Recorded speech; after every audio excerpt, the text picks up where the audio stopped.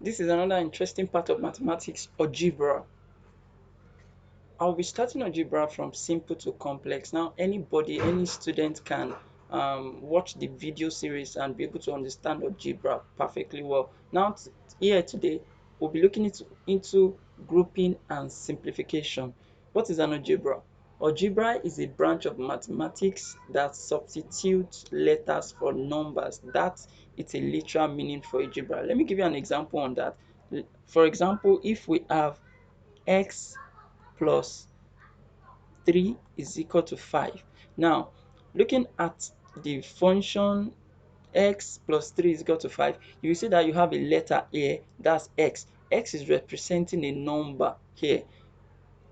The addition of x with 3 will give us 5. Now, let's look for that x. How are we going to get the x? Now, we have our x to be 5 minus 3.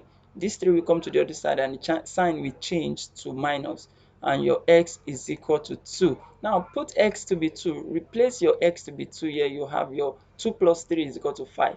That's just a simple definition of algebra. Now another part of subdivision, let's go to coefficient. One of the things you must know in algebra is coefficient.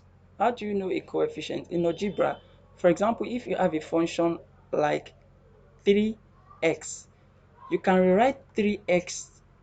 3x can be in form of x plus x plus x. You still have your what? 3x. Some other way you can multiply 3 times x, and that will give us what? 3x. How do you know your coefficient here?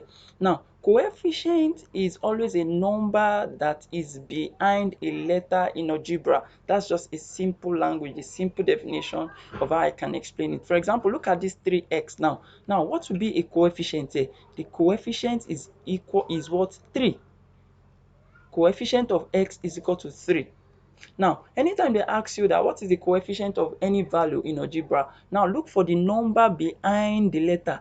The coefficient will be the number behind the letter. Now, looking at x here, the coefficient of x is 3. Now, let me give you another example. Coefficient, you can also have coefficient in fraction. Like, for example, when you have your 1 over 2y, what is the coefficient of y? The coefficient of y here is the half. Coefficient of y is what?